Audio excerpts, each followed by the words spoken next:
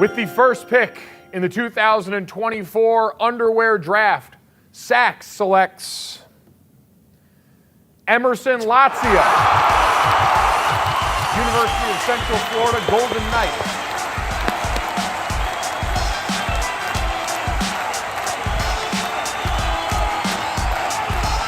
Let's go! New underwear! Kavish! Congratulations, everyone.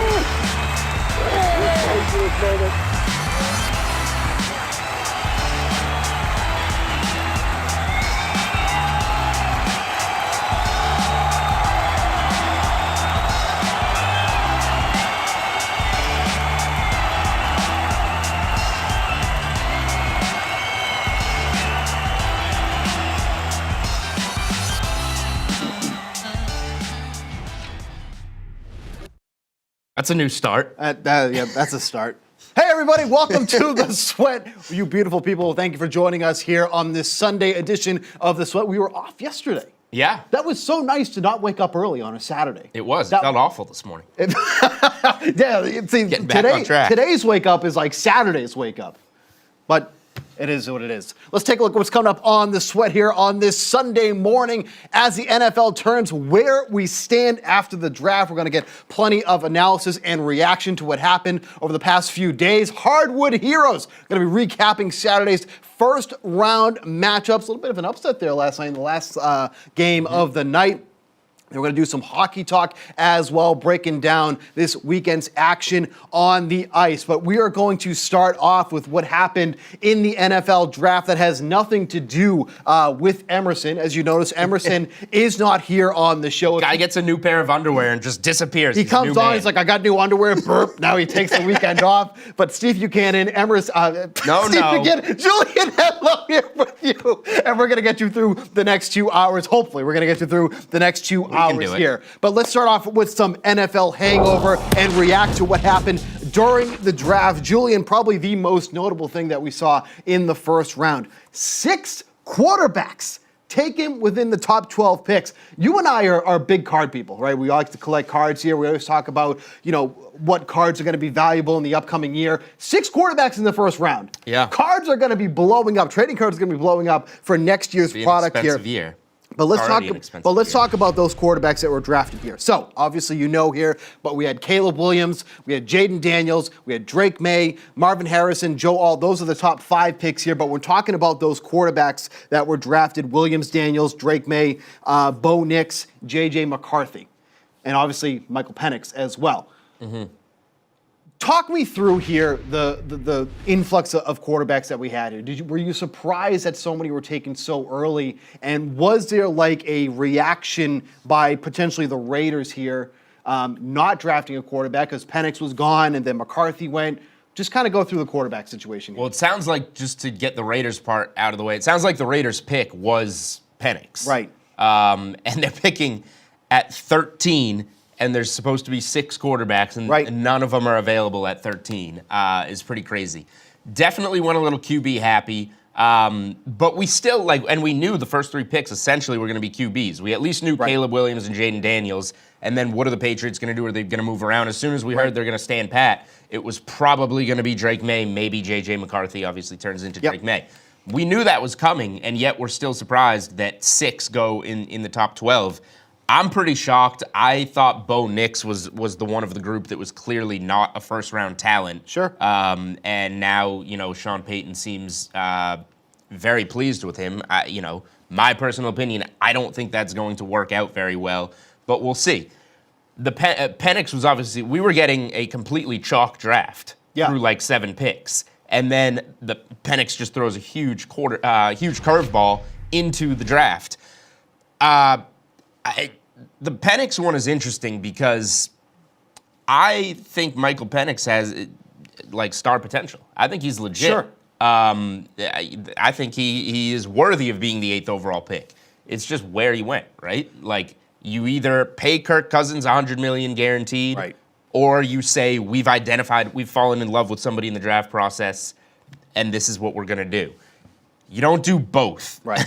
So I'm curious. There's nothing wrong with having a quarterback of the future, But when when they're that old and the quarterback you have just signed that contract, right, that really mixes things up. So it was a surprising start to the draft to round out the question about quarterbacks.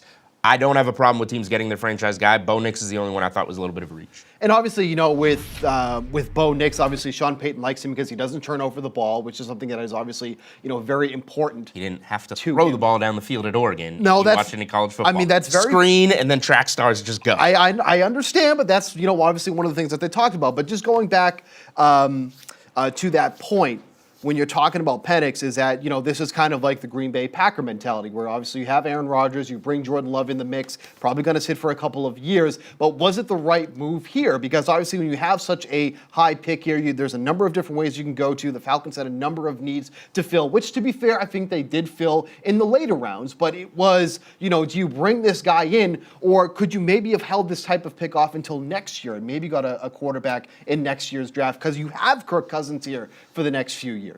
They must be like head over heels for Michael Penix as a prospect, which still doesn't justify it. Like it's not a good pick, really. Like you just spent the money on the quarterback. You're favored. You're minus 130 to win the division. You can get a legit playmaker there on either side of the ball to help this team immediately.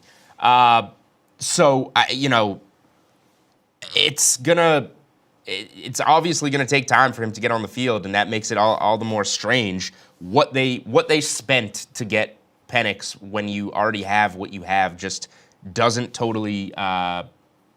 It's not justifiable if you're a GM, really. Even if Penix in 4 years turns out to be the best quarterback in this draft, then why did you sign Kirk Cousins if you liked him that much? Use that money for something else. Obviously, other than the quarterbacks, there was just an absolute massive run of offensive players, all the way up to the 15th pick, which was the first time in NFL draft history that we've had to wait that long for a defensive player to be picked. But I want to focus more on the wide receivers here and the Neighbors pick for the Giants. The Giants were a team that were linked to quarterbacks all throughout the pre-draft process here, and they haven't even drafted a quarterback. Did you like the Neighbors pick to the Giants? Because to me, yes, it's probably one of the better players available, but is it the player that team needed to pick at that time? Because now you're basically with Daniel Jones once again, or whatever backup that they have. Neighbors is a great talent, but it's like, what's the plan at quarterback? According to Neighbors.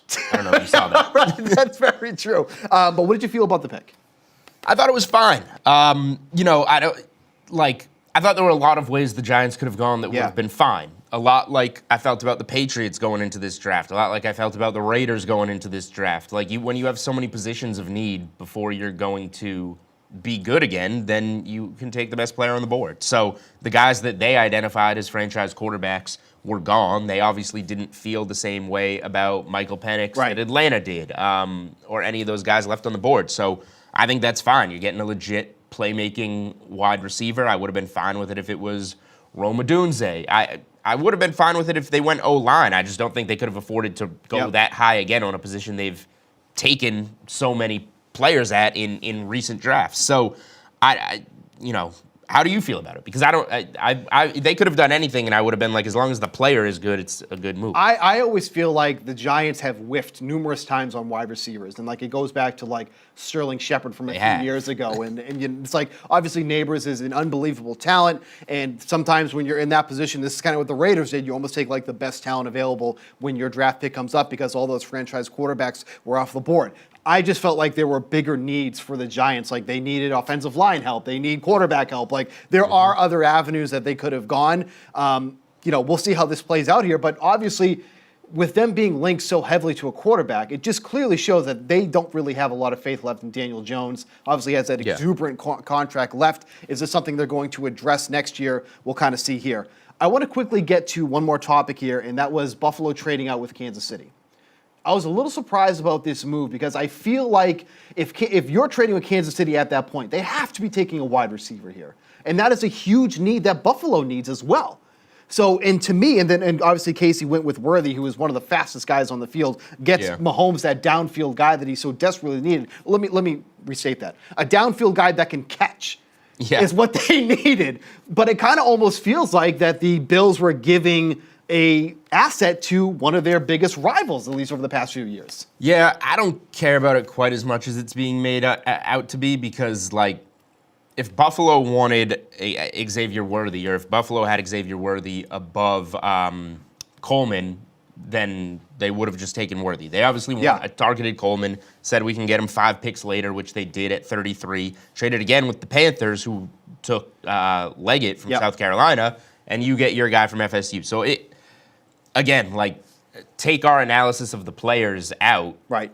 If that's the guy Buffalo wants and you can move down 5 slots and get him, then do it. It doesn't matter. You know, if you're going to pass on Worthy, there's a good chance Worthy's there at 32 for Kansas City to take anyway. So identify your guy and take him, and we'll see what they turn out to be. Now, if you ask me who's probably going to be the best receiver right away, I would say Xavier Worthy's probably going to have a pretty good year. Sure. With Patrick Mahomes.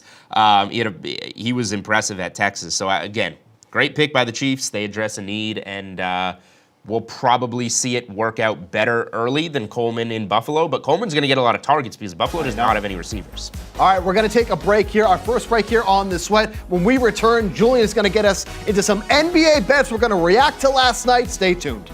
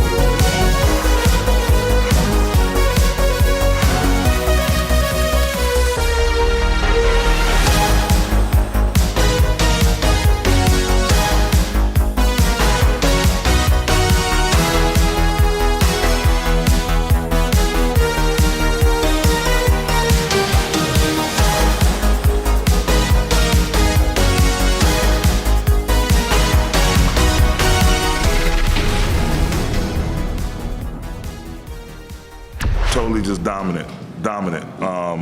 Just the way he's been on the glass, changing shots, got a hell of a matchup with Joker. Just his focus, being that defensive catalyst, communicating. Our perimeter guys, all our guys stepped up and played well in terms of trying to control their matchup. times where we had to switch, just be active on the backside. Got a lot of good stuff to look at film, and just got to be even better, even more perfect. 25 points, 23 rebounds for Anthony Davis last night. Huge game for them and the Lakers, who were able to stave off elimination, put this series 3-1 with Denver now. Obviously, the Lakers have a lot of work to do, but one of the only upsets that we saw yesterday in the 4 games that we had in the playoff action there. A lot of bets to be made here today, Julian, but any real initial thoughts or reactions to any of the games that we saw yesterday? Now we have OKC up 3-0 as well, so they're looking to sweep the Pelicans. Yeah, OKC was impressive to go on the road and blow a team out in essentially a pick'em game. Not that the Pelicans have a ton of playoff experience, but CJ McCollum's played in some Western Conference Finals, and OKC has never done this before. So that was priced as New Orleans' bounce back game. Clearly, we look at game 4 on Monday, OKC is now laying 4. So kind of busting the door down in game 3 really moved the number, which we see a lot in these game 3 to game 4 numbers. So that impressed me. Celtics did what they had to do. Lakers, I thought they were going to lose that game. It's a poor matchup for them. They showed a little bit of grit. I would be stunned if it goes beyond 5. All right, let's talk about some of the matchups that we have here today. We'll kind of go in order here. We got Knicks at the Sixers in this one here. Jalen Brunson got back on track game 2 there. 39 points, 13 assists, but that huge second half from Embiid led to that critical win there for the Sixers. Knicks could be without Mitchell Robinson, who's dealing with that left ankle sprain, left the arena in a walking boot on Thursday here. Philly's also much better at home, 27-16 than on the road, 22-21. But you're leaning on the Knicks for this one. Yeah, it's nice to have Mitchell Robinson have another big body with Hartenstein when you're going up against a guy like Embiid. You want to throw multiple bodies at him, have multiple fouls to give. So that stings a little bit. But I'm looking at the Knicks +5. Bounce back a little bit from Game 3, a game that they were in the whole way, really, until late, and Embiid had to go bonkers to get the Sixers that game. And obviously, he's going through his own stuff, not just injury-wise, but health-wise. He has a lot going on. That's kind of a crazy story. I don't know how much he can replicate that performance, even at home, even with a guy like Mitchell Robinson, who's a good body to throw at him out of this game, or potentially out. So I just think, we had the game 2 in New York that Philly covered, should have won, had that crazy ending. I see a little bit of a pattern there where Philly had to get game 3. They got it. The Knicks are going to look a little bit better, keep this a little bit closer in game 4. I think they have a good chance to win, but 5 is a lot. I'll take 5 here. Clippers and Mavericks is the second game that we have today. The spread on this one is basically held steady at 6, but I really think the story of this matchup has been how good defensively Dallas has been. That last game, they held Kawhi and Paul George to under double-digit points in Game 3 there. Kawhi, since coming back from injury, just 24 points in 2 games since returning from injury here. Overall, Dallas has held the Clippers to an average of 97 points per game, which is a team that during the regular season was averaging 115 during the regular season here. I know you have a series bet here, but also Clippers point total at this one is set at 101.5, which obviously how little they've been scoring. Any interest in that, and then how do you feel about the series? Yeah, the difference in the series, you talked about Dallas's defense. The difference in the series is potentially Kawhi Leonard coming back, getting Dallas on the right track. Yeah. The Clippers couldn't miss that game that Kawhi sat, got out to a good start. And since it's been all Dallas with Kawhi in the lineup, I think putting him out there not healthy kind of mixed things up in a way that is not working for the Clippers, obviously. I live bet Kawhi's point total under. He didn't look good, and they were restricting his minutes. Yep. He didn't look good on the floor. I live bet his point total under at, I think, 13.5 the other night during the game, just because he looked so poor. He scored 9. He got there. He's 19.5 today, which I think the first 2 games, it was set at 21.5 for both those games. It's down, and it should be down. All right, it's scary to play Kawhi Leonard, not even to score 20 points in a playoff game, but the minutes restriction is as big as anything, and then he just doesn't look right out there. I don't know if I'm going to lay. I don't think I'm going to lay 6 with Dallas in a game that the Clippers have to have, even though they've been playing so much better. I do think Dallas wins the game. Decent money line parlay piece if you're looking to put 2 teams together. But I'm looking at the Kawhi under on points. He does not seem right. You're going to look silly when he does break out at some point in this series. But from what we've seen, he's not right. I'll look at his unders. So we got this series here that obviously has some of the biggest movement going on because of some massive injuries here, but we're about to potentially see the number 6 seed take a 3-1 series lead over the number 3 seed, which is Milwaukee. We're talking about the Pacers here. This game opened up at 6.5 on the spread, has moved to 9.5 now because for good reason. No Giannis expected in this one. Dame Lillard aggravated that Achilles injury. This has been going on for a couple of years now with him with that Achilles, hasn't it? So this obviously puts Bobby Portis, Chris Middleton in some big spots here. Middleton's usage percentage without Dame and Giannis jumps all the way up to 14% with those two off the floor. But then we have Milwaukee only 5-12 as an underdog, massive underdog in this one here. You saw on the money line there, plus 310 for Milwaukee in this game here. Obviously, it's going to be very difficult to take the Pacers on the money line here, probably a parlay piece, as you were going to say here. But you have any interest in betting this game, or are you looking more towards the series? It's a tough game to bet just because of the number. It's a tough series to bet. A lot of people liked Indy in Game 1, myself included, and they lose it without Giannis. Yep. And Lillard has a huge first half. It's like, maybe Milwaukee can pull this off. And since everything has gone Indy's way, not just on the floor, but injury luck-wise. Yeah. Still no Giannis, who non-contact calf injury, that's touchy. And now the Lillard injury. Indy should win this game, but this is one of those times you just want a really close game. Maybe you overlook the opposition a little bit. I don't love it. I would, if I'm playing a number, I would play the 9.5 if you made me take the spread, plus 9.5 for Milwaukee, and say they'll just fight for their lives and keep this close. I'm looking at some props. Where can I go with props with how many injuries Milwaukee has? Let's see if closer to tip, because Lillard's doubtful. If he gets ruled out, let's see who comes on the board. Pat Beverly is really the only option, I guess, because Lopez, Bobby Portis, Middleton, all really high. Pat Bev to score 10 points is minus 105. I would potentially look there.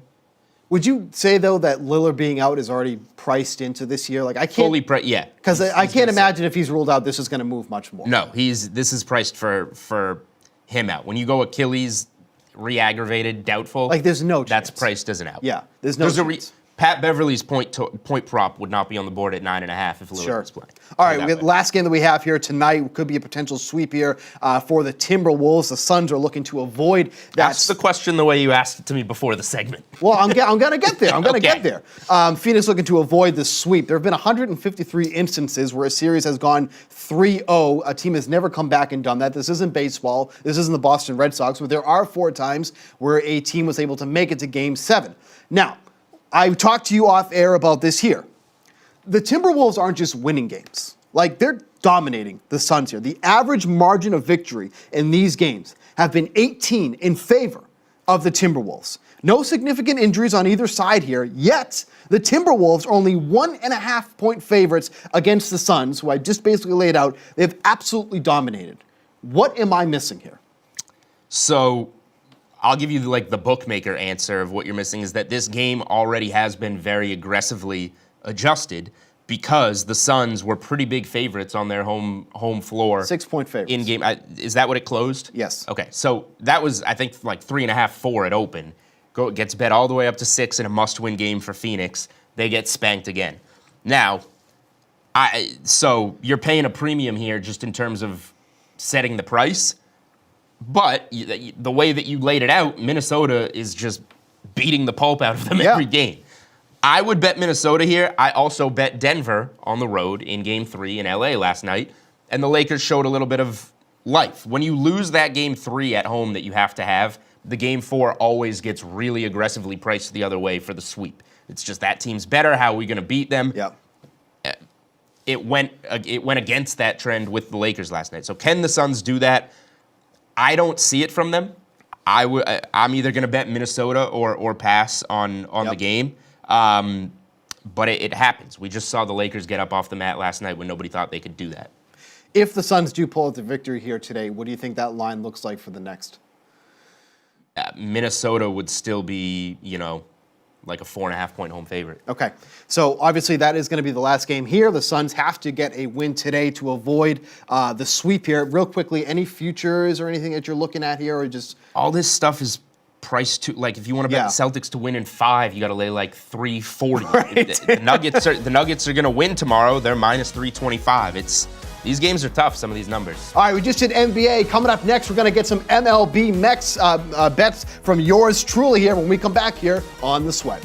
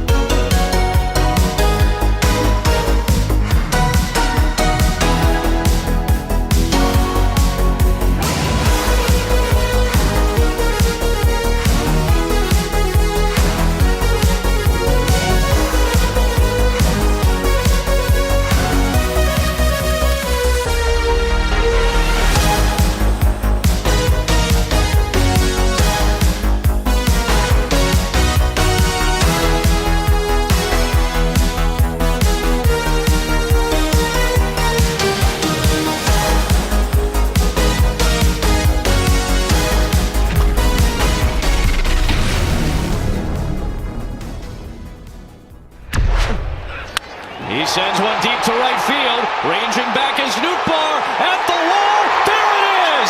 History for Pete Alonso. Home run number 200. Just the fourth Met all-time to hit the mark. And he slashes the Cardinal lead in half.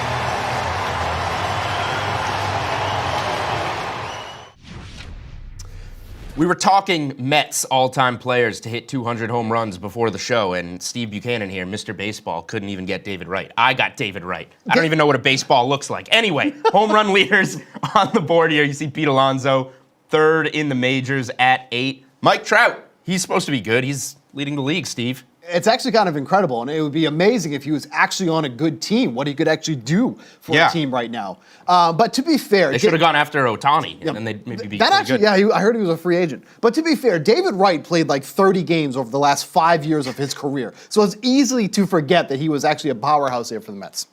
Easy trivia answer right there by me. It took me no time whatsoever. Anyway, let's not focus on David Wright. He's not going to make you any money today.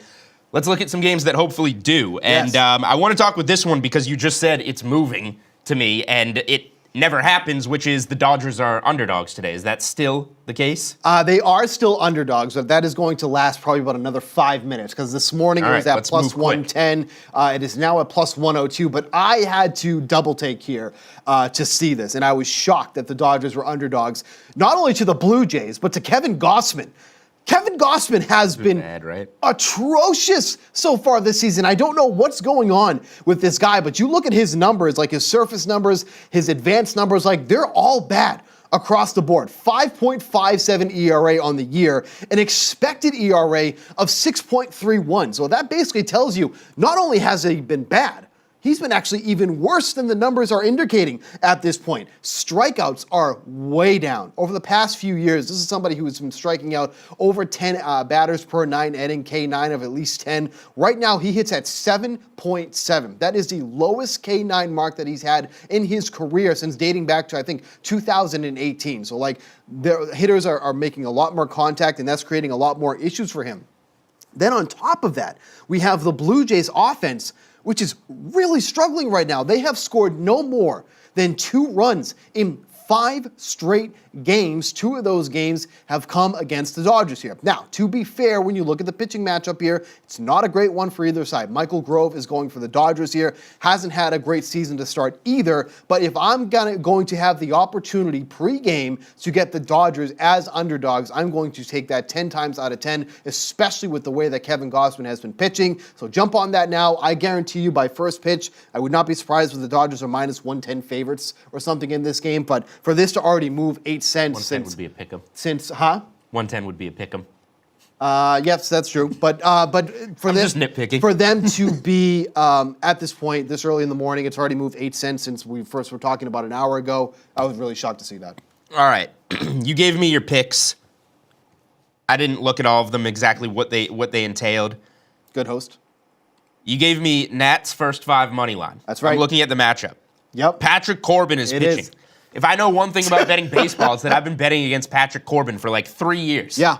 Why are you betting on him today? This is hard for me. I feel like I am growing as a person, as a Marlins bettor are that bad, huh? by doing it. But yes, thank you. That the Marlins are literally that bad that they will have me backing specifically Patrick Corbin. Not even the full game. Specifically, Patrick Corbin is who I'm betting here at this point. I don't mind the full game either because if we're being honest, like the Nationals bullpen has actually been quite good. So I don't mind the full game here. But the Marlins are just so unbelievably bad against lefties. These are their numbers coming into today against left-handed pitching.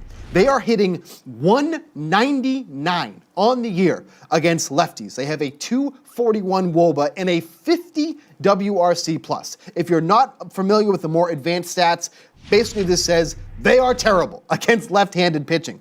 The Nationals haven't been great against lefties either. They're going up against Ryan Weathers. However, Weathers has been someone that has been so incredibly lucky when he's been taking the mound. He has a 3.16 ERA, shout out Stone Cold Steve Austin, but an expected ERA of 4.35. So he is 100% getting bailed out by the defense behind him here.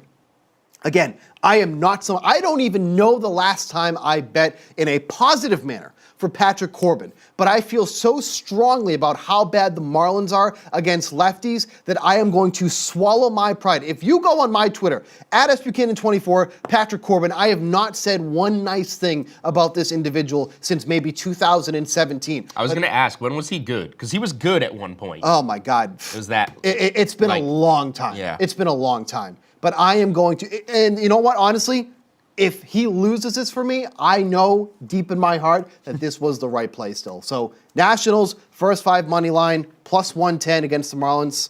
Let's run it.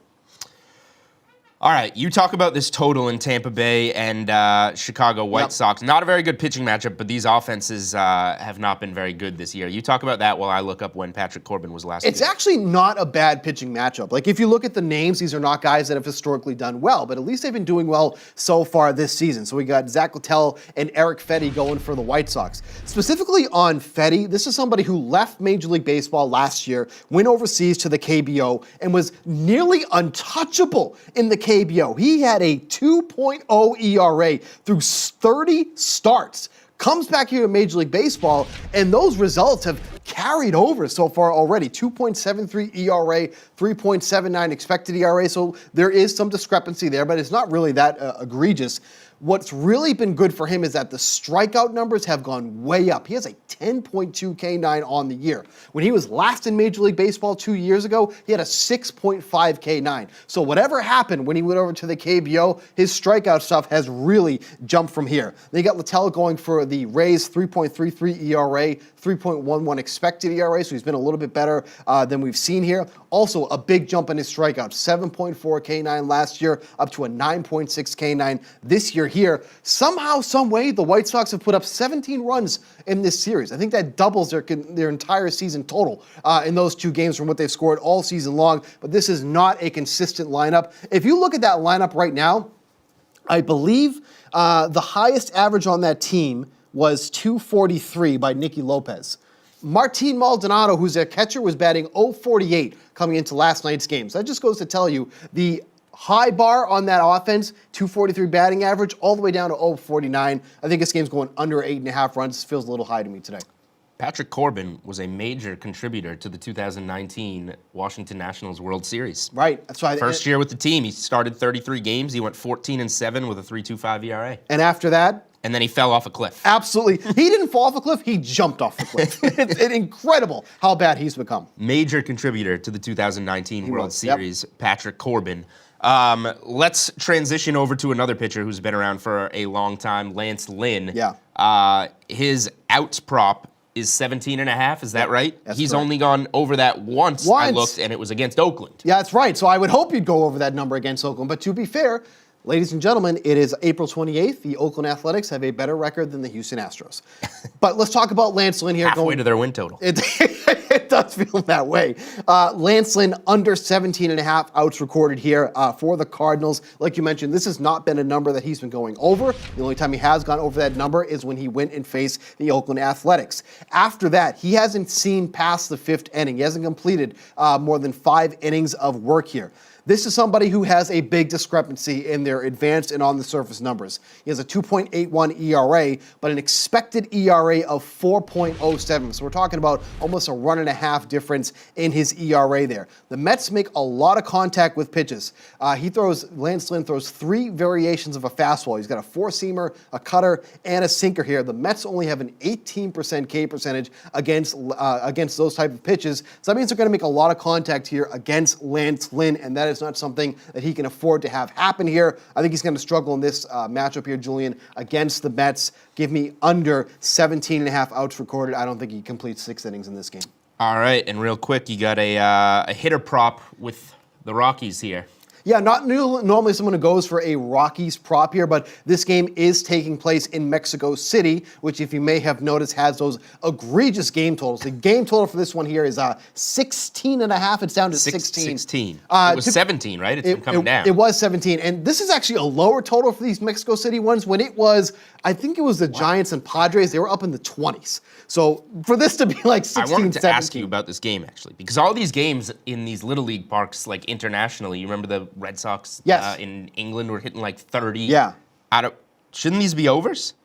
Well, it wasn't over yesterday, but that's because the Astros scored like 7 runs in the 8th or whatever, because it was soaring way under yesterday. But it's just two offenses that haven't been that good. But real quick here, Tovar to go over 2.5 hits, runs, and RBI. You're getting that at even money there. Hitting leadoff here for the Rockies in Mexico City.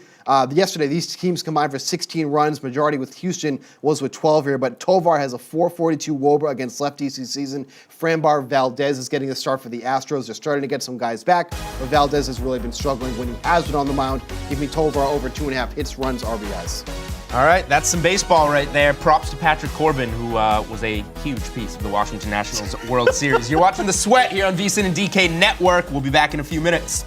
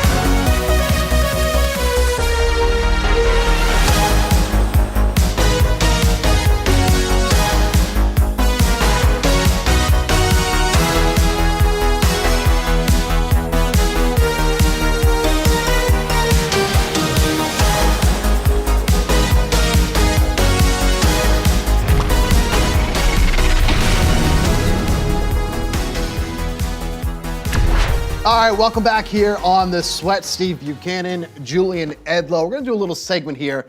April's almost over. Yeah. We're a couple days away from May. You know that little phrase you learned in elementary school, April showers bring May flowers. We're going to do a little bit of a spin, a topsy-turvy here. And we're going to do that for some teams, players, any route you want to go here that need to kind of turn the page and start May on the right foot here, on more of a positive one here.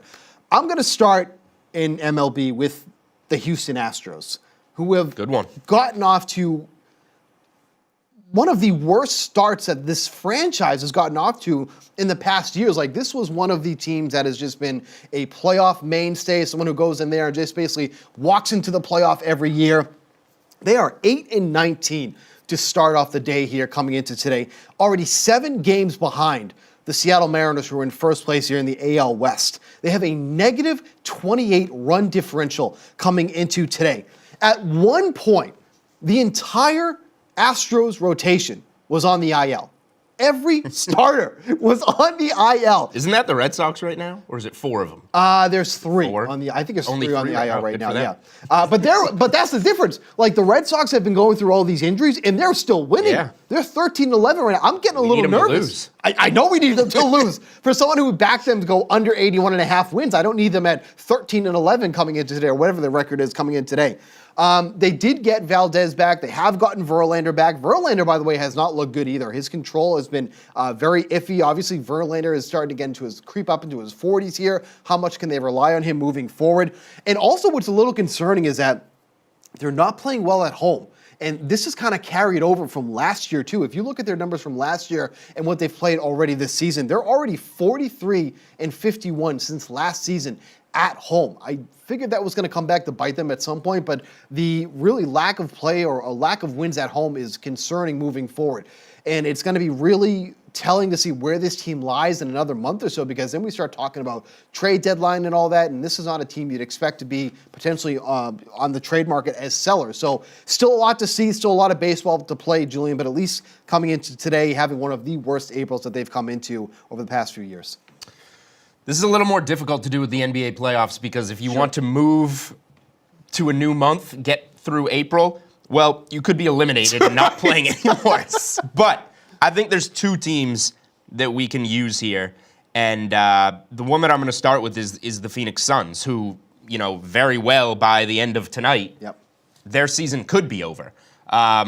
They're home dogs now after being 6-point favorites. That's how much Minnesota's domination 3 games in a row has shifted this. The reason that I'll use the Suns here is not because it's just like, we had injuries or we had bad luck and we got bounced. No, they put together a team of Kevin Durant, Devin Booker, and Bradley Beal that they had immediate championship aspirations with. Didn't play well, almost had to play in the play-in round, got the 6th seed, and now they're getting smoked by a young, upcoming team. And there's also no hope really in sight for the future, because they mortgaged their entire future to get these guys. Kevin Durant might be untradeable at this stage. I would assume somebody would take him, but where would it be and what would you get? Bradley Beal is on that huge deal. They just went completely out of their way to get him. He is untradeable at this point. Devin Booker's the only asset anybody wants, and why would you want to trade him? He's probably the guy you should be building around. Right. They have no draft picks because of acquiring all these guys. They have no cap space. They're just getting their butts kicked, and there's not really a way they can change things up. They can change the coach. That can be how they mix things up this offseason. No cap space, no draft picks. Not good. I'm going to go to a player for this one. And it's a player who's really gotten off to a slow start coming off his unbelievable season from last year. That's Ronald Acuna Jr. coming into this game. And this just also goes to show just how deep and how good that the Braves are. Because right now you have Acuna, who has been not playing well at all. Obviously the leadoff there man for Atlanta here. And yet despite all that, the Braves come into today at 18-7, which I still believe is the best record in Major League Baseball right now, just under the Cleveland Guardians, who are 19-8, which is not not great for my Royals bet, but we'll get to that in the later part of the show. But Ronald Acuna Jr. coming in today, batting just .258 with a .390 on base percentage, which is good, but he's only slugging .340 at this point. When it comes to extra base hits, Acuna has had next to none so far in the month of April. Only 1 home run, 5 doubles, 6 RBI, and 11 stolen bases. The stolen bases are there, as you'd expect, but the lack of power has been pretty concerning right now because this basically has him on pace for about 6-7 home runs on the year if he keeps this type of pace up through 25 games, only 1 home run.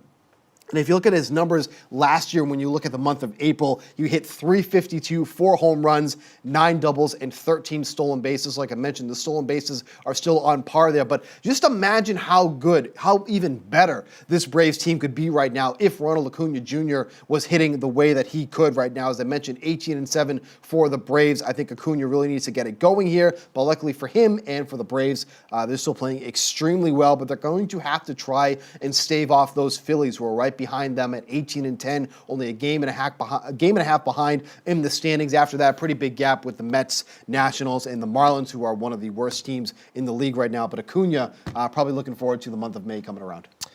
I was going to say the Bucks for another one, but I'll say specifically Giannis, and you can add Dame Lillard to him if you want, as somebody that just needs to flip the page on the calendar, potentially more than a month. If the Bucks don't win this game, which they're 9.5-point road dogs in Indy tonight, I would not play Giannis this postseason. He had a non-contact calf injury. He just dropped down, jogging down the court and limped out of the arena. The last time we saw a calf injury to a high-profile player with this type of build was probably Kevin Durant in 2019. He sat out a bunch of postseason games. When's he going to be back? When's he going to be back? You're trailing to Toronto in the NBA Finals. Kevin Durant pushes it and plays and had a very public Achilles tear that we all literally saw on camera. Don't do that to Giannis down 3-1 to the Pacers in a series that you're probably going to lose anyway and put the beginning of his next season in jeopardy. I think the Bucks need to just turn the calendar here. If Chris Middleton and Bobby Portis can capture some magic and win you a couple games, so be it. Don't put there is a next season for the Bucks in a way that it's maybe not there for the Suns, and they might just have to think long and hard here and swallow and say it's on to next season, which would hurt for a guy like Doc Rivers coming in. You want to win immediately, prove your reputation, not lose in the first round again. But this could get worse if you try and make things better. When the Bucks inevitably lose this series, is the story going to be more about the injuries or Rivers? Both. Both. Probably the injuries, and it should be about the injuries. Last year, let me phrase it this way. It should be about the injuries, but will it be about the injuries? Right. It'll be a little the story will start with Doc Rivers, and then they'll say, but Giannis didn't play in the series, and Lillard got hurt during the series, so what do you want them to do? So this year I would give them a pass, and that's why I'm saying don't make the problem worse by putting those guys out there. Just get to next season, have a full season of Doc at head coach, and see what you can do. Now, if they stink next year and get bounced in the first round like they did to Miami last year, then Milwaukee's got a big problem. But this year is one of the rare times that you can give a high-profile team with all these stars an actual pass. Well, social media is so logical that I'm sure that everybody will be agreeing with you and say that there. I'm going to do one more here. I'm going to go with the White Sox, who are really kind of putting my... I don't think next month's going to change things for them. Well, this is why. The White Sox are really putting a damper on my Rockies' worst team in the league bet, because the Rockies would be one of the worst teams in the league if it wasn't for the White Sox at this point. I mean, this team is just absolutely abysmal. I mean, 5-22 to come into the year. They've played 27 games, and they somehow already have a 79 run differential. How many games back are they already? 14 games back in the month of April, and they're already in 14 games in the division. They're already 14 games back of the guard. That is very impressive here. And I said it in the earlier segment here. It was, Nicky Lopez has the highest average at 235. Martin Maldonado is hitting 048 through 44 plate appearances. So 235 is the highest average they had in that lineup yesterday. 048 was the lowest. That is phenomenal. That is the entire AL Central is 500 or better. Yes. The White Sox. I know. Where did that division come from? And I mean, I know we liked the Royals. We did like the Royals. The Tigers were supposed to finally get good. The That was supposed to be the case last year too. But right? but what the funny part about all this is that the Twins were like one of the bigger favorites to win a division, and they've been a 500 ball club. They've roped off 6 wins in a row, which is actually kind of shocking when that's brought. No, you had a good thought process on going away from the Twins there. It's just where the Guardians coming from now, 19-8. Yeah, the with Guardians. Bieber hurt. The Guardians are really kind of are messing things up a little bit here for the Royals. But yeah, the White Sox really need to start stringing together some wins because I'd really like to cash that Rockies bet, worst team in the league. Still a lot of baseball to go. And there's also a lot of NFL draft talk to go as well. When we come back here on this sweat, we're going to talk about the AFC portion of the draft, winners, losers, everything in between. We'll be right back.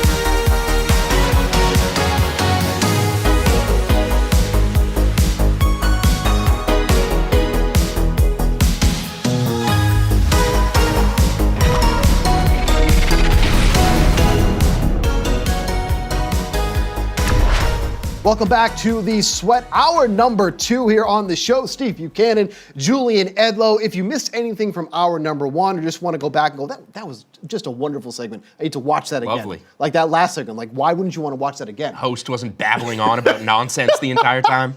We talked about who's turning it around potentially in the month of May. We went over some NBA best bets. We went over some MLB best bets. You can go on YouTube, youtube.com/DraftKings. You got to go to the live section on YouTube, and you can see all the replays on the show here from the Sweat Hour number 1 and subsequently hour number 2 when this finishes up here as well. We're going to talk about the NFL draft some more in the AFC, but Gojo and Golic earlier in the week talked a little bit about the Broncos. For the Denver Broncos, fresh off a disaster with Russell Wilson, and with Sean Payton sitting here wondering, why did I come back necessarily? This was another one where it felt like they couldn't walk into the season and justify to ownership, their fan base, or anybody else that our plan at quarterback was this incomplete. And so they've got to come out here and say, the way Sean Payton is apparently, that, hey, the line from Sean Payton that we heard through Adam Schefter was, back when Patrick Mahomes was coming out, Sean Payton was all set to take him at number 11, and then the Chiefs traded up to 10 to take him there, and that he feels as sure about Bo Nix in this year's draft as he did about Patrick Mahomes back in that draft. Do I believe that? No. But is that what you have to say right now with the position Denver's in? Absolutely. We'll pull the reins on that one. Yeah, But remember, going into this draft, Sean Payton had never taken a quarterback in the first 2 rounds of a draft as a head coach. That goes by the wayside. He gets. But he would have taken Patrick Mahomes, so half credit. Well, no, I'm not even going to give him half credit. What? Gojo's hat just says water. I like water. What is he, Bobby Boucher? I do that hat caught me off guard. I got to ask him about it. If I am going to drink water, though, I do like Liquid Death. Liquid Death. Big fan. Okay. All right, well, see if we can get a sponsor out of just that. Real quick there, was Bo Nix a desperation pick? Yes, 100%. I didn't like Bo Nix to begin with as a prospect. Not a huge Bo Nix guy. Nothing personal. But now he lost me a bet. I bet him to go over 32.5. Now it is personal. We get those vendettas in the betting world. We just hate guys. It is personal. He's not a first-round pick. This is a backup quarterback, and we're going to learn that this year. Probably when Bo Nix gets benched in week 6 for Zach Wilson. This isn't going to go well. If you watch, and I watched a lot of the Pac-12 last year. I thought the Pac-12 was fantastic. RIP Pac-12, unfortunately, because the league was amazing last year. Bo Nix was, in these games that Oregon was winning, was literally just getting screens and 5-yard crossing patterns to legit track stars, and boom, they're gone. One of which Denver drafted to have Bo Nix throw to. Great. Not going to work as well in the NFL. And isn't that almost the opposite of what this offense was built for last year with Russell Wilson? Because Russell Wilson's going to go downfield. That's kind of what the Denver offense was built on. Like we just heard the Golics discussing, Sean Payton fancies himself a QB whisperer and was blown away in the interview process with Bo Nix, who I'm sure is a great kid, but how is this going to look at the NFL level?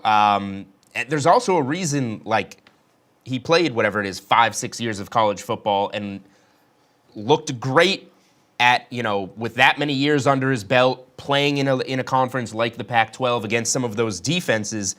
Let's go back and watch some Bo Nix Auburn tape going on the road to Alabama against that defense and see what he looks like. That's probably a little more comparable to what you're going to be seeing at this stage. I don't think this is going to go well for them. We'll see.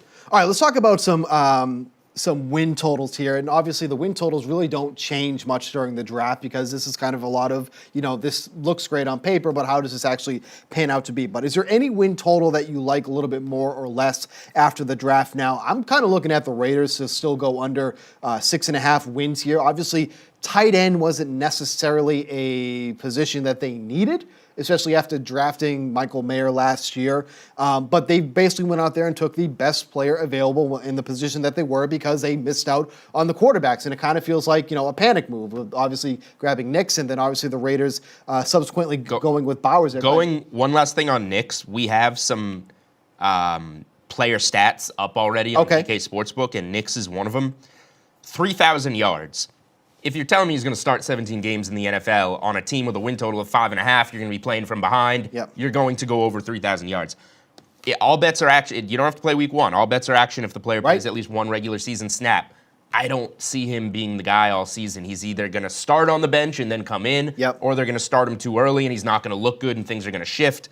I would say that Bo Nix under stands out to me. So you're not expecting him to start week 1? I don't know. Did they discuss that? Did they say what they're going to do? I do not know if they because that's the plan. Right, we haven't really heard. The reason why I was asking is so if he's starting week 1, you're talking about an average of like 176 per game. If he's starts week 1, I'm betting on him not starting the rest of the year. Sure. Them saying, okay, this was too early, we're going to pull him. We'll go let Zach Wilson continue to get killed out there because his soul has already been crushed way too many times. He can take the pounding and we'll try and protect Bo Nix. Yeah, I don't know if that has been discussed as of yet, but it would be that one, I didn't hear anything on that. But then that would mean Wilson starting week 1. I think Zach Wilson is going to recover and have a better career than Bo Nix has. Okay, that's my fair. take. I think that's a fair one here.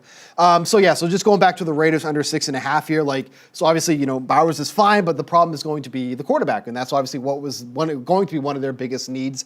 Should have been one of their biggest needs, but that obviously didn't go in their favor there.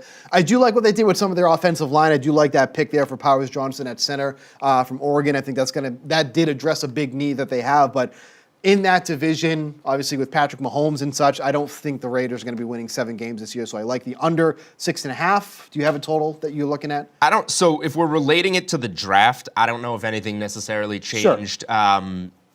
Changed my mind. I think the Falcons are an interesting one. If there's one team that you want to base the draft off of to a win total, you should be saying I don't think the Falcons are going to be as good as I expected. I guess because. Right, you would be taking a player at 8 to build around Cousins, and now you took an asset that you're going to sit for a few years. So that piece is no longer there. That's the only draft relatable information. The only win total that I have bet so far, and this is a team that we were talking about before the show that you said had a good draft, and I don't disagree, is the Philadelphia Eagles under 10.5 wins. They did do what they had to do, going corner right off the top because they were just getting roasted by Baker Mayfield in a playoff game last year. But rookie corners are, especially if you got 2 back there, that's going to take a minute. I think they lost a lot of pieces, and we saw it within the year last year, how that second half went for them. I don't think it's going to be a swift, easy recovery into 2024 for the Eagles. What about an AFC, which is what this segment is on? Where's that? Best AFC bets. Drew's laughing in my ear. I'm sorry, I related it to that because it was the only one that I actually bet. I think the win total that stuck out to me the most when win totals came out has to be the Patriots, right? Yeah. Their 2 teams came out at 4.5. Right. The Carolina Panthers, who have Bryce Young and nobody, and the Patriots. They're now, and the juice has continued to move. They're minus 160 for the over 4.5. Right. And it's not going to be a rookie quarterback from what we know. It's going to be Brissett for at least a while, who's proven capable in a couple of locations. I mean, he looked okay with Indy. Right. He looked okay with Indy. That was probably his peak. Yeah. The Patriots had a good enough draft where what I liked what they did is that they gave themselves chances to hit on positions that they needed. Who knows if the players are going to be good or not, but what they haven't done in past years is select players at positions of need, it feels like. They go off the grid on these Belichick long snappers and kickers, and they didn't do that. That's good. They need a quarterback. They need wide receivers. They need offensive linemen, and they took all those positions, and they took multiple of them so that they can give themselves chances to hit. Not relating it back to the quarterbacks, but if those other positions can pan out a little bit and have any semblance of decent football around somebody like Brissett, they now have the schedule of, one of these losing teams, which they've never really gotten. I agree with the steam coming in on the Patriots. Let's talk about division winners here. I'm still looking at Houston to take the division there in the AFC South, plus 110 at this point. That division is very close together because you got the Jags at plus 240, you got the Colts at plus 340, but obviously a lot of question marks with the Colts. How is Anthony Richardson going to look coming back after that injury to end the season? What was that game? It was week 3 or 4? It was very, very early. But Houston coming into this draft, it felt like the offense was already set, and they were ready for that, and they really kind of loaded up on defense during the draft year, so they really kind of brought this team together in full circle. They didn't have that first-round pick, obviously, but they had 2 in the second round. They grabbed a cornerback and a tackle in this one here. The Colts, to be fair, I think had a very good draft, by the way, and that is going to be something that we're going to have to watch moving forward, but I still think getting the Texans at plus 110 to win the division with how they played last year, especially in the second half, C.J. Stroud is just surrounded, it feels like, with some very, very capable offensive playmakers, and then you add in all the defensive guys that they did during the draft. I like the Texans to still win the division here. Any thoughts on AFC division winner? Thank you for clarifying. AFC North is probably too tough to bet. I think that's the hardest division between the Bengals and Ravens. It's bunched up, so that's something maybe as we get closer to the season or look in season. The AFC East, I think, takes a big step back. I don't think it's going to be the Dolphins. I don't love the Bills, but am I going to bet the Jets, who could crumble at any moment? No. I think that's a hard one to bet. Yeah. So I'm with you. There's only 2 things I'm looking at. I think Houston's a deserving favorite. They're going in the right direction. I would bet them. And then unless you're betting somebody other than the Chiefs to win the AFC West, which I think is dumb, you're betting the Chiefs, which are minus 225. So now you have to make it a parlay piece. Right. So obviously a lot of moving parts here in the draft. We're going to be going on through this all throughout the coming months here. In the next block, I already shared my Julian already gave his NFC one. We're going to have to really cover that one because he already gave away half the segment. I can come up with another. But we're going to talk NFC, the ramifications of that draft there, winners, losers, win total, divisions, all coming up next year on The Sweat.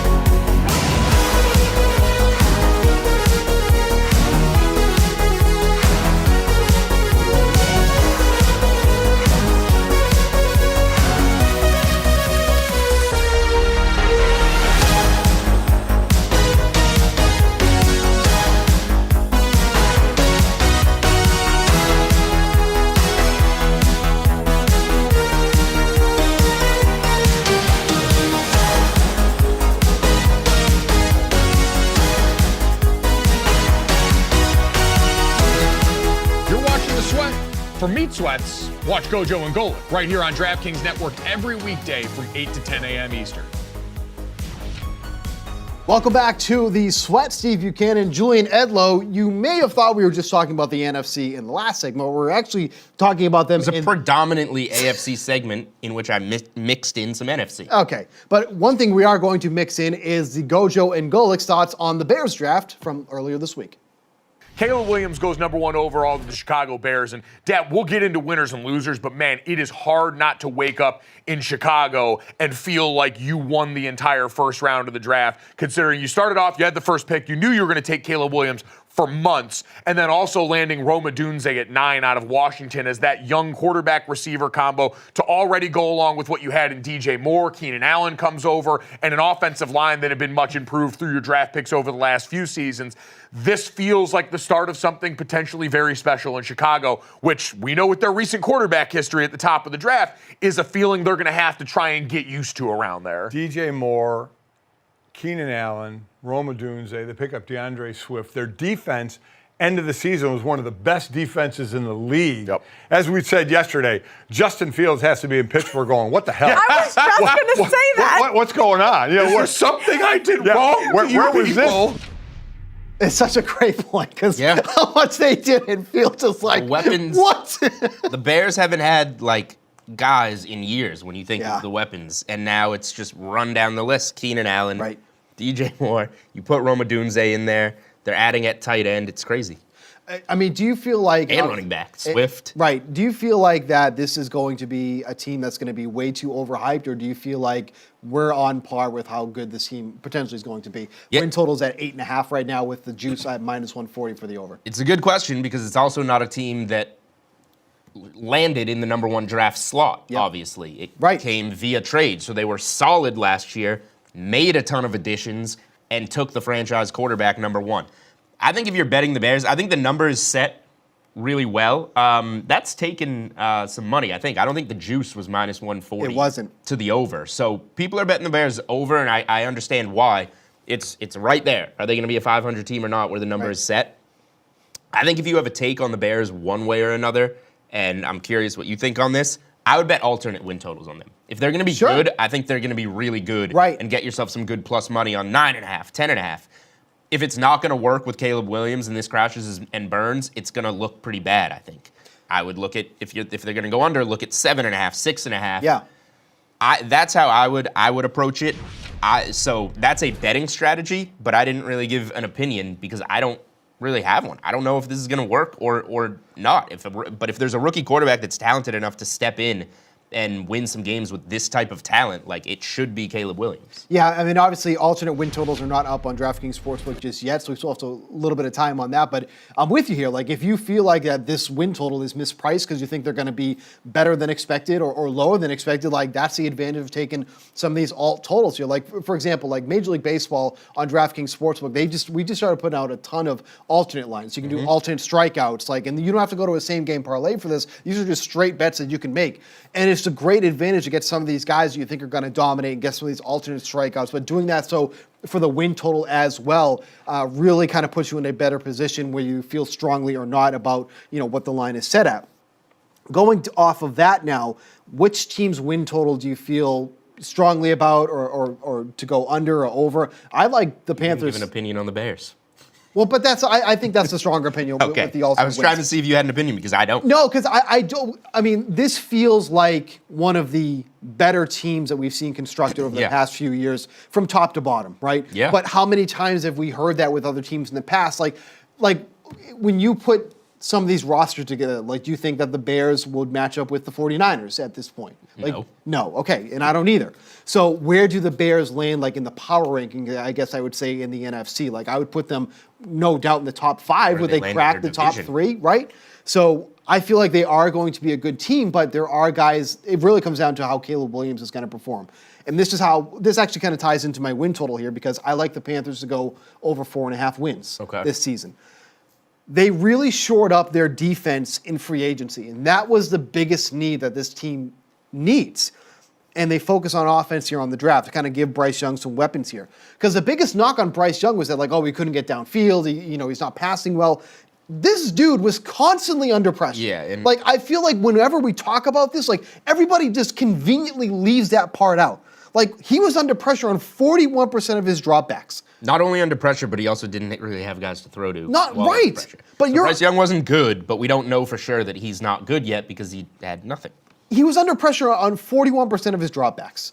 You're not going to find success if you're under pressure on that amount of time. Because when he wasn't under pressure, he had a 70% completion rate, adjusted completion percentage of 76%, 6.2 yards per attempt, which doesn't sound great, but when you figure out who he had, what was it, Adam Thielen, like his number one target throughout the year? Yeah. They added Leggetti to go alongside Deontay Johnson on the outside there. Maybe I didn't care for the Brooks at running back at 46 coming off the ACL That was a little bit of a tear. reach. It was had a to little jump, bit of had to jump Jerry to take the first running back off the board. So it was a little bit of a reach, but the talent is certainly there. I think they're kind of banking on the talent. I'll say this on Brooks, that running back from Yeah. Texas. If he didn't tear his ACL, he might have been The first he running back. tore his ACL last year. He might have been, look at the season. He just had like Bijan Robinson type of Sure. like this guy could go really high. So didn't love that pick, but obviously banking on the talent there. But I think the Panthers are in a good spot to win at least 5 games. What about you? So I spilled the beans on the last segment and gave out the Eagles under. You can go back and watch. Here's another team that interests me though. The Cardinals, over 6.5. Things have not been good lately, obviously, but like go back and look at what this team was year by year. Yeah. They were good for a period of time. Now they got smoked by the Rams in one of those postseasons. They went 4-13 last year. Prior to that, 11-6, 8-8. They had decent seasons in there. That was with Cliff Kingsbury. Obviously, you're going in another direction now, but you have Kyler Murray. You now have the stud receiver. I think they're going to be closer to what they've been the last couple of seasons than that whatever we saw last year. So I think Arizona to bounce back again. That's not one I've bet yet. I've only bet Philly under 10.5. Yep. But if I'm leaning on one in the NFC right now, I think the Cardinals are a little underpriced. I do worry that Marquise Brown was such a non-factor in that offense, and they weren't able to kind of unlock him. And granted, if you're at number 4, you take Marvin Harrison every time, but that does concern me there. I also wasn't crazy about getting Robinson at 27, but I understand if they like the player, he wasn't going to be there at 43, I think. Right, whatever it is. Sometimes you got to do what you got to do and reach for a guy. Like, I thought for the amount of picks that the Cardinals had, I think they had the most picks in the draft, I feel like. They were close. Because they had 4 third-round picks. They had multiple picks in the 5th round, too, as well. But basically what I'm saying is for the plethora of picks that the Cardinals had, I thought their draft was okay. Like, it didn't blow me away. Like, I felt like it could have been more. No, and I would say the draft is an extremely small part of this handicap because I'm saying they already got the talent there to win 7 games. 7-10 is not a huge ask, particularly in that division, probably. Yep. And they snuck up on some teams last year when they were putrid. I think they'll bounce back a little bit. And the Hollywood Brown stuff, like, he'll probably look good with maybe Patrick Mahomes can be the guy that makes him look good, certainly. but he's never stood out anywhere along the way so far. Marvin Harrison Jr. is going to stand out. He put up all those numbers, by the way, with a quarterback that just transferred to Syracuse. Yep. He didn't even have a good quarterback. He was putting up those numbers. Whereas you make the comp to Malik Neighbors. Malik Neighbors was putting up all those numbers with Jaden Daniels in a Heisman season. Sure. Marvin Harrison's going to work out. So you did talk about how you were kind of down on the Eagles. Mm-hmm. I do like the Eagles to win the division. I thought the Eagles had maybe the best draft this year. Would you agree or disagree? I'm guessing you disagree. The best. I don't know if they had the best. They were Eagles really solid. Eagles and Ravens, I think, had 2 of the better drafts. The Eagles were solid for sure. They needed to address corner. They understood that enough to go corner on their draft board. When you do that, you really have an understanding like, okay, we need this. And Cooper DeJean is really good. Him sliding, you got a first round. He basically got 2 Was that one of the bigger corners. slides you thought? I thought that was. The position slid, though. Well, that's fair. That's really. fair. Like Kool-Aid McKinstry was a beast at Alabama. He slid. They were like a mid-first round pick they were thinking. Yeah. I mean, he hurt his foot. That's part of the reason why. So sure. Eagles, good draft. We'll see if those corners can play. I will say, by the way, to close the segment, we're talking draft. 2025 draft immediately went Wow, here we go. back on the board. Shedeur Sanders is the favorite, even money to go number 1. Yep. Let me give you some names that have been favored at this time of year to go number 1 overall. All right, let's hear it. Sam Howell, God. odds-on favorite. Spencer Rattler, odds-on favorite. Yep. Message, don't bet any of these guys on the top No. of the board yet. If I were to scroll down, I'll just say real quick. Yeah, I was going to say, at least Number give us a 1 long pick, shot. Lincoln Riley has produced 3 of them, right? Caleb Williams, Baker Mayfield, Kyler Murray. His quarterback this year is a dude, Miller Moss. He's 100-1. He played 1 game last year. He threw 6 touchdowns in the bowl game against Louisville. What if he skyrockets up the board? All right, mark the tape. We'll revisit that pick in about a year or so. But coming up You're next, welcome for the 100-1. we are going to get into some NHL best bets. Playoffs are going on. We'll see what Jeff Ulrich has to say when we come back.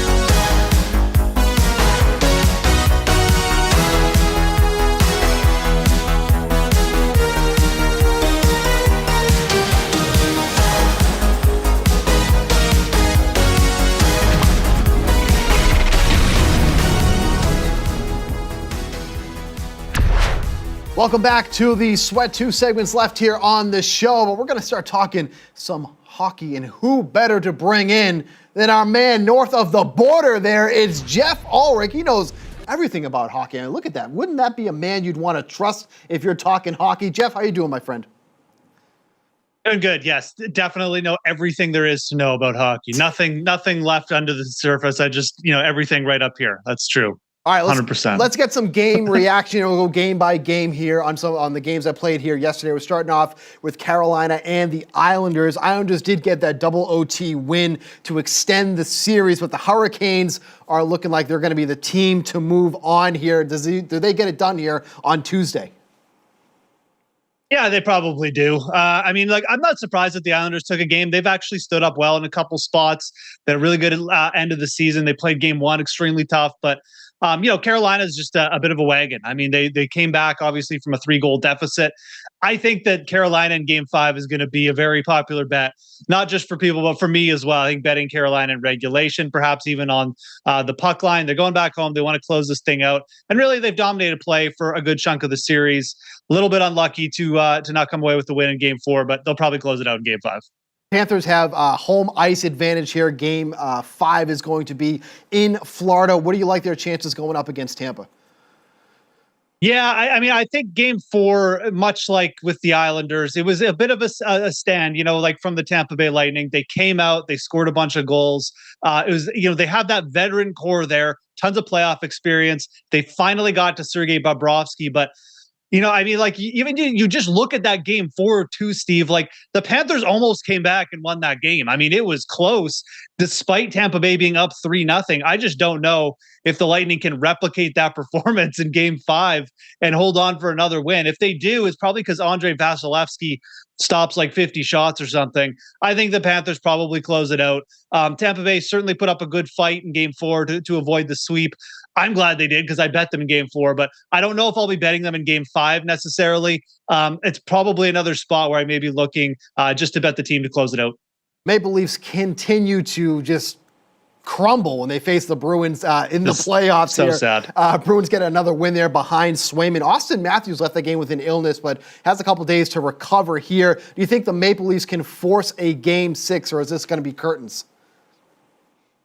Whatever you think in this series, it's kind of like just go the opposite way. I think everyone was thinking, Nylander's back. The Leafs are at home. They're going to push it to 2-2. Now everyone probably thinks that the Bruins are going to close it out. Both these teams are flawed in their own way, and I think that just creates a more interesting dynamic between these two teams. But I would be prone to jump on the Leafs. Everyone is off them right now, and I get why. But the Bruins have their issues too. Their scoring comes and goes. Their goaltenders can be a little bit up and down. They definitely have the edge over Toronto there. I actually think I'd be a little bit interested in the Leafs. Let's check with Austin Matthews and see how he's doing beforehand. But I think that the underdog here is probably worth taking. These series always seem to go to at least 6 or 7 games.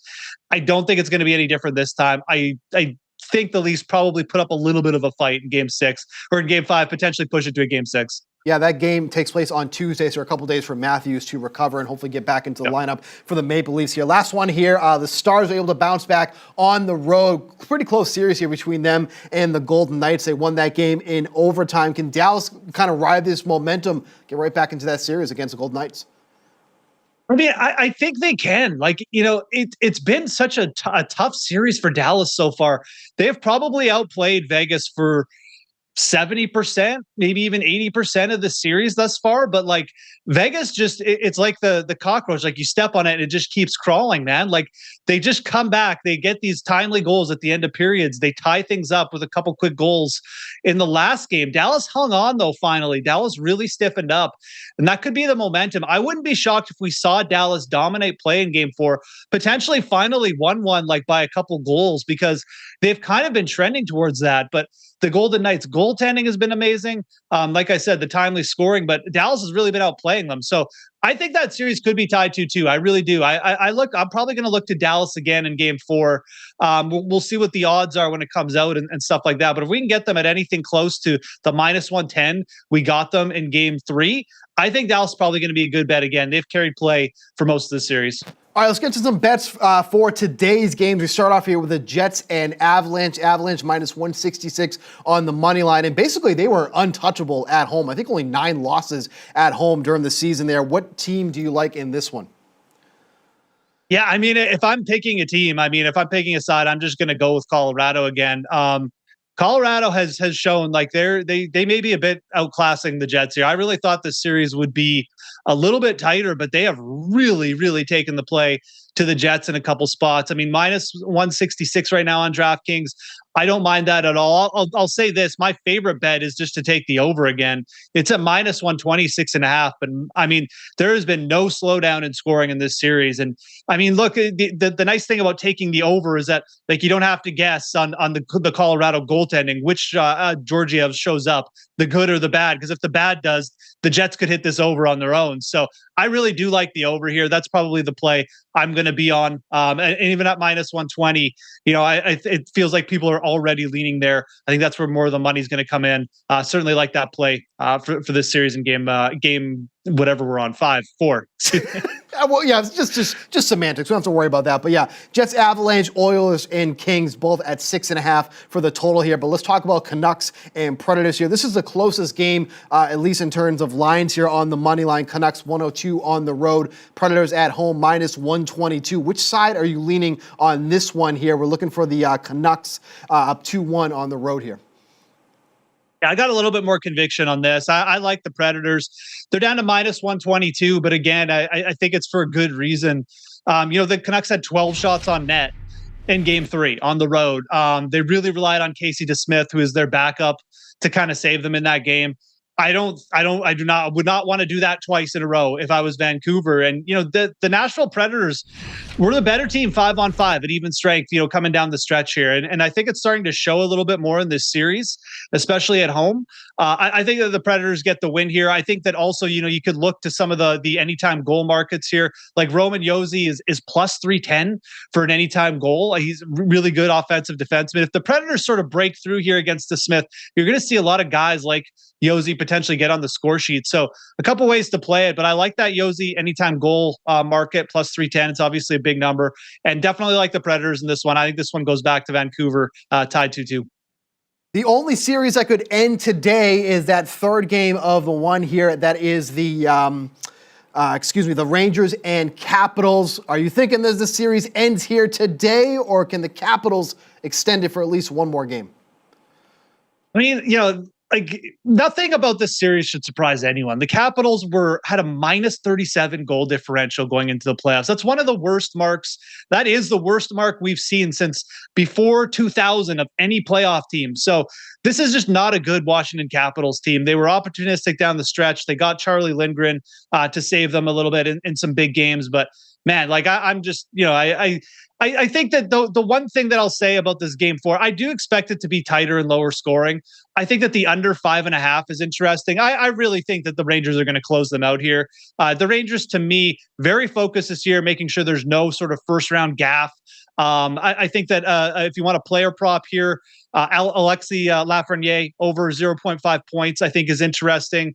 But I like the under 5.5. I think the Rangers close it out, but they're really not getting that great a price. So give me the under here. Give me the over for points on Lafreniere. All right, then last one here that we have the Oilers at the Kings here. Oilers can take a 3-1 series lead if they get the victory over the Kings. Are you feeling that way, or which side are you taking?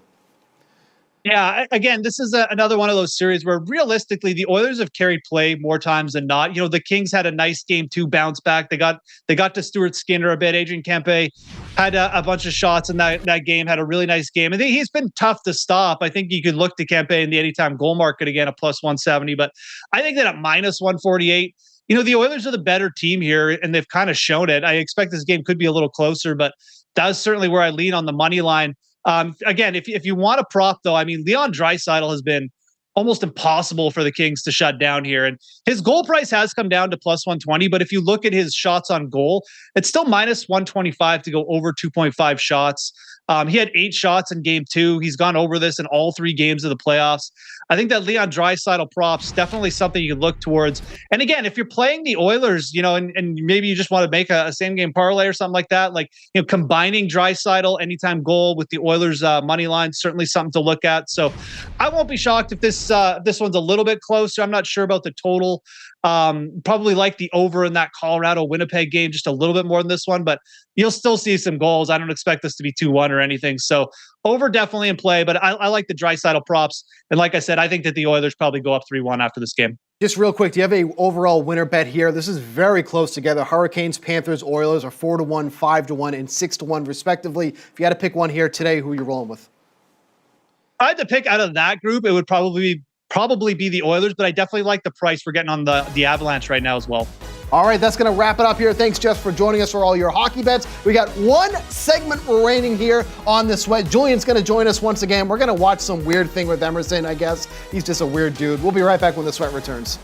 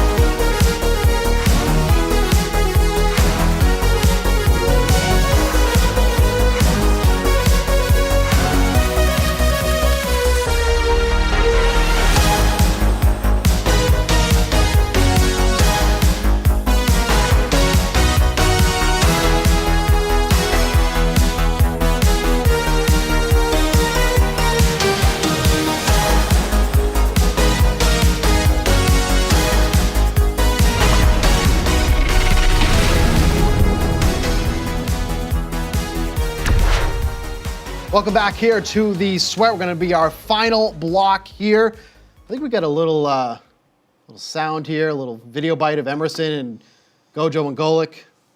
Let's just find out what this Emerson is. feels the need to contribute to the show.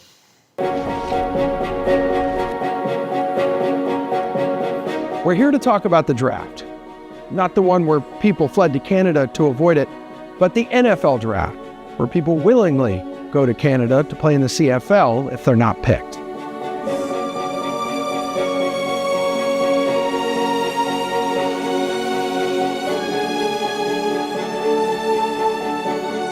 What do you think of the draft? Oh, I mean, I have a lot of thoughts about the draft. Very exciting time for a lot of young men who are getting ready to change their life. No, are you cold? Oh, you mean like the win? I didn't understand your question.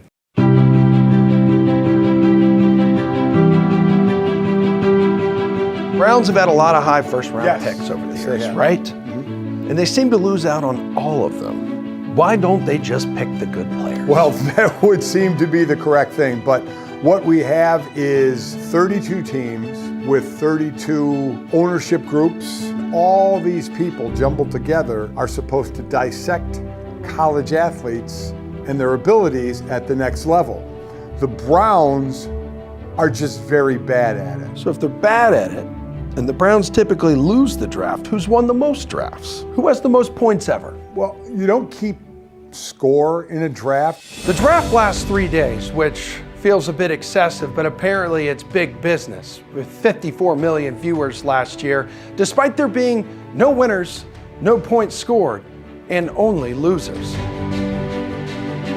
If you're picked by a team, do you have to go there or can you refuse? You can refuse. It is a very, very, very small group that could do that. So that has happened before. It's happened. The last time was Eli Manning. Before that, John Elway. Seems kind of like a jerk thing to do. So cowards like John Elway and Eli Manning dodge their draft status, much like John Wayne. You can look it up. But somehow the greatest player of all time was almost overlooked. This is Tom Brady, 7-time Super Bowl champion, widely considered a GOAT in his sport. But as you can see in this photo, he is clearly a man.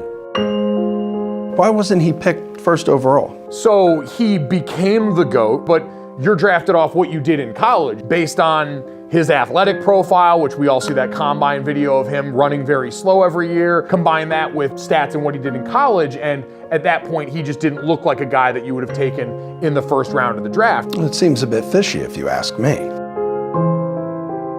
The NFL holds an annual combine. Guys in shorts and t-shirts, they run straight, they run in dirt, they run around cones, no pads or helmets. My question is, at what point during a football game are these events normally held? I never see them. So, great question. They're usually not held during a football game. None of those things you mentioned. Then why do they do it? Well, you can't play a football game. It's the off season. These guys don't want to get hurt. And so you got to do things that sort of mimic what happens in a football game in other forms that they can't necessarily replicate there for safety reasons. Maybe that's why there's so many bad picks. So to me, the draft still feels like a huge waste of time. But maybe you'll enjoy it when these guys finally start playing in September.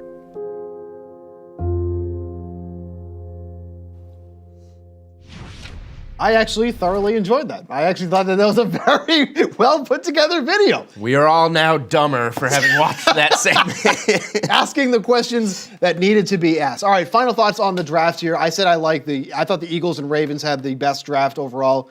Give us a pick who you think came away from the draft with the best overall. Came away the best overall. Who put themselves in a better position? Yeah, Let's say that. I'm gonna keep saying, like, I like what the Patriots did. I like what the Eagles did. Did you say Ravens again too? Ravens and Eagles, are in there. Like, what I like what teams do in the draft is giving themselves multiple cracks at positions of need. Yep. Teams get way too convinced that they've solved a problem. Like the Eagles take a corner in, the middle of the first round or late first round. They come right back and take a really good corner that slides at 41, I think it was, or in the 40s, that should have been, taken late first round. They doubled down, gave themselves multiple cracks at a position of need, and if they both pan out, great. You have a good problem. Like Yep. that's the strategy that seems to take. All right, so we kind of covered the draft extensively here. We went over some of our best bets for today. You gave some NBA, I gave some MLB.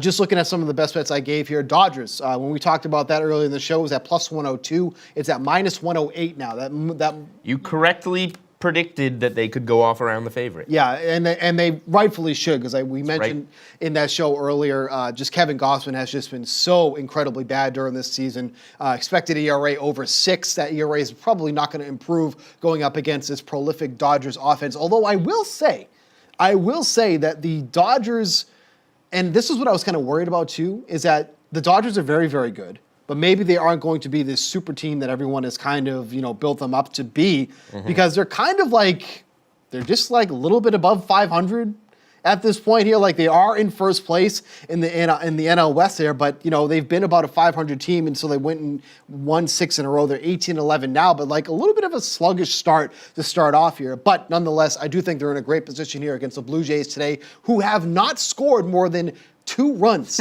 in 5 straight games. Nobody knows why I just laughed. It's because our producer said in our ear how many In-N-Out burgers are by the stadium, which famously goes back to your line of, is In-N-Out Burger in LA?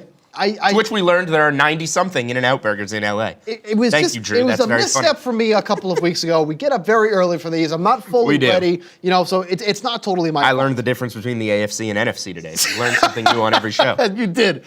Just recap some of your favorite NBA bets for today, or series, whatever you want to do. Yeah, so I'm probably going to be on Knicks +5 and probably going to go to Wolves money line. I haven't played either yet, but those are the two that jump out to me. And in the Clippers game, I'll look to Kawhi under 19.5 points. I think that both the minutes restriction combined with the way Dallas is defending, combined with the knee not being right, you put it all together and he's just not right. And he's putting up numbers that are thought to be well below what he should be. You look at 19.5, you get a little nervous there playing an under. But I'm all about it right now. He is clearly not right at the moment. And just real quick, too, so you're going under on Kawhi. Would you consider going over on Paul George, or do you still think that defensively Dallas can shut both of these? Yeah, I looked at that and said, that would in theory mean Paul George. Who's that? You just mentioned that we get up early. Paul George should shoulder more of the load. I think the better play, like that, the cap isn't trying to shift it onto somebody else. The cap is that Kawhi's not right and the minutes aren't going to be there, and just sticking it to that. And then we talked about, pretty extensively the Timberwolves and Suns. Timberwolves only 1.5 point favorites coming in today, despite them just walloping the Suns game after game. You do like the Timberwolves today too as well. Yeah, and again, you looked at that and your immediate reaction was, why is Minnesota only minus 125 on the money line after how they've beaten Phoenix in these games? And the reality of it is, we're seeing a 7.5 point move on an NBA game where nothing has changed. Yeah. That's a pretty big, that clearly has been adjusted in that Minnesota is just beating the pulp out of them because it closed Suns favored by 6 in game 3, and now Minnesota's a 1.5 point favorite. So we're getting awful value on this game if we want to be real. It's just we're trusting that the matchup that we've seen with our eyes the first 3 games, that's the way it's going to be again, which wasn't the case with the Lakers and Nuggets. Another bet that I liked here today, never thought I'd be saying this on national television. I can't believe you're doing this. I am backing Patrick Corbin after years and years of just blasting this guy. He's someone that, like you said, someone loses you a bet, you have a vendetta against him. I have had a vendetta against Patrick Corbin for years at this point, but this just feels like the right spot to back him here. So I'm taking the Nationals on the first 5 money line here at plus 110 going against the Marlins. And it's not because I like Patrick Corbin. It's not because I think he's found something and he's going to be that guy that was, as you pointed out, a big part of the Nationals winning that World Series, which feels like 20 years ago with how bad this team has been. But the Marlins are literally that bad against lefties. They come into this game hitting 199 against lefties so far this season, a WRC plus of 50 against lefties at this point. There are bad pitchers in this league, and Patrick Corbin is one of them. But there are also incredibly bad offenses against a particular split. The Marlins are that team against lefties. So it took a lot in me. I still can't believe it's happening. I'm expecting to lose, quite honestly, because I've just been so down on this guy for so long. But sometimes, and you can attest to this, sometimes the matchup is just right, and something maybe you wouldn't be betting normally is the right play. I will say, regardless of the outcome, I do feel like that's the right play. Got to play the right plays. Got to play the play. You got to play the numbers. Got to play the lines here. All right, so that is going to wrap it up here. Any final thoughts here before we take off? Kansas basketball had a great weekend. Got a lot of guys back. They moved to the odds-on favorite to win it all, but I'll get back into college basketball soon. We supposedly will have Emerson back here next week as well. Yet to be determined on that. He can stay home. Yeah, that's fine. For Julian Edlow, I'm Steve Buchanan. This has been The Sweat every weekend, Saturday, Sunday, 8 to 10 p.m. We'll see you next week. AM, not p.m.